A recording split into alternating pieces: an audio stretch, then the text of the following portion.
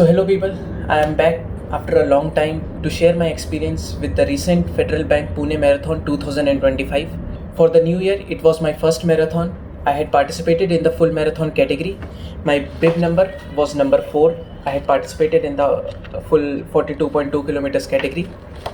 So overall, my experience was really nice. We had started the marathon at 5 a.m. I had reached the venue at 4:30, and then we started with the stretching exercises. After the stretching exercises, we had a short Zumba session. I will attach the relevant clips here. Then we started with the marathon at 5 a.m. शुरुआत से ही मैं 2 runners को constantly follow कर रहा था जो काफ़ी consistent pace से मेरे साथ चल रहे थे. सो उनके साथ बातचीत करते हुए my run was going very smoothly. 4 minutes 30 seconds से 4 मिनट 40 सेकेंड्स का पेस मेरा कॉन्स्टेंटली मेंटेन्ड था. 5 किलोमीटर्स हमारे 22.5 मिनट्स में हो गए थे. And then with this constant pace I was going. Volunteers भी काफ़ी अच्छे थे. जो रूट था हमारा वो एक हाईवे पे था जहाँ पे जो BRT वे रहता है पुणे में, जो बस का रैपिड ट्रांजिट सिस्टम रहता है, उसके वो पूरा ब्लॉक किया हुआ था रनर्स के लिए. So it was very smooth. कोई भी ट्रैफिक का एंगेजमेंट नहीं था. जो वेदर था हमारा वो भी 15 to 16 डिग्री सेल्सियस पे था. तो काफ़ी कूल वेदर में रनिंग करने में भी कोई डिफ़िकल्टी नहीं आई थी.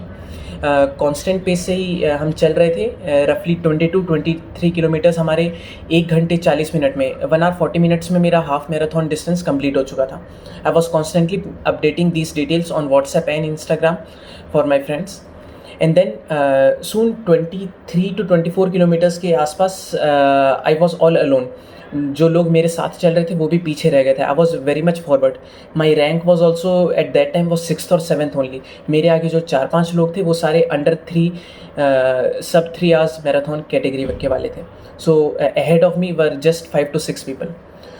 सून हम 22-23 किलोमीटर्स के आगे पहुंच चुके थे. उसके बाद रफली 32 किलोमीटर्स के आसपास जो फैटीग था वो किक इन स्टार्ट हो गया था. 32 किलोमीटर्स मेरे 2 hours 30 मिनट्स पे हो गए थे. So I had 1 hour and 10 kilometres left. So there was, अगर मैं 5 या 6 के पेस से भी चलता तो अंडर 3:30 मेरा मैराथन इजीली कंप्लीट हो जाता. But I knew that fatigue आ रहा था मेरे अंदर and I was all alone and there was no one along with me. So not making an excuse, but it actually affects your run. So after 32 kilometers, we were all alone running on the roads. Talking about what went wrong. 32-34 kilometres के आसपास हमारी pace जो थी वो 440 या 5 से और नीचे आके 510 पे आ चुकी थी.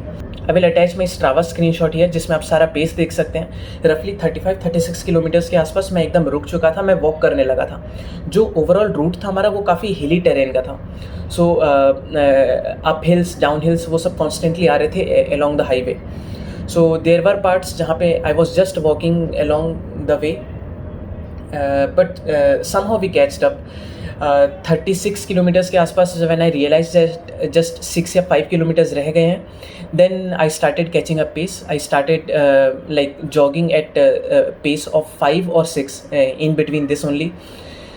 And somehow like this we completed our marathon.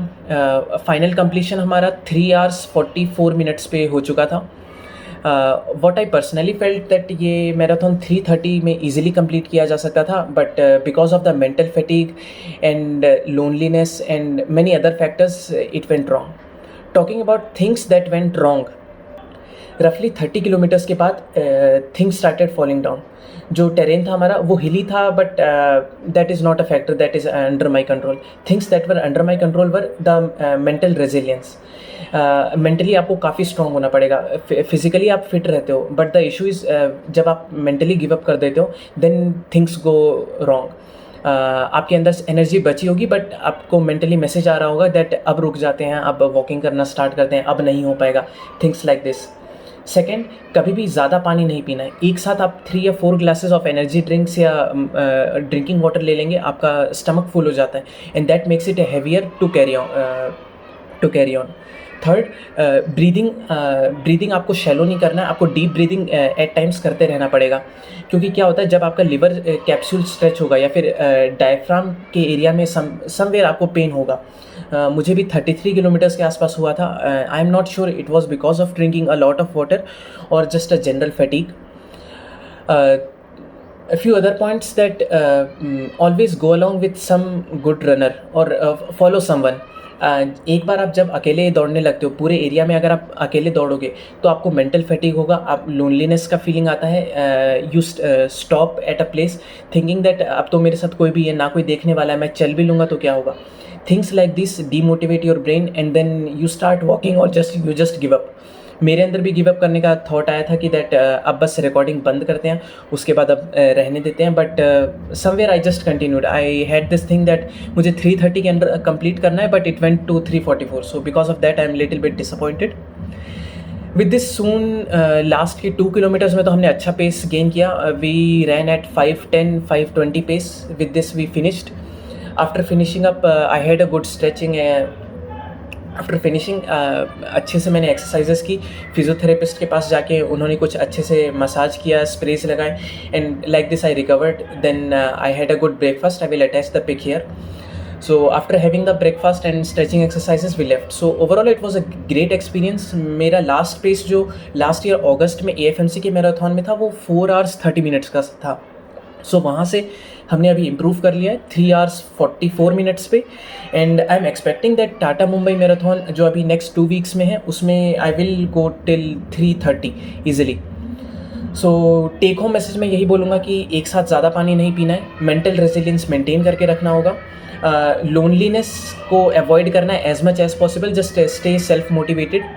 Fourth, just be mentally strong. Physically हर कोई प्रैक्टिस कर रहा है बट मेंटल प्रिपरेशन किसका कितना है we never know. Race day पे क्या क्या हो सकता है, which things may go wrong, which things may go right, you never know. So be mentally prepared, keep motivating yourself. Preparation अपना अच्छा रखिए and like this things will go right. So thank you for watching. See you next time.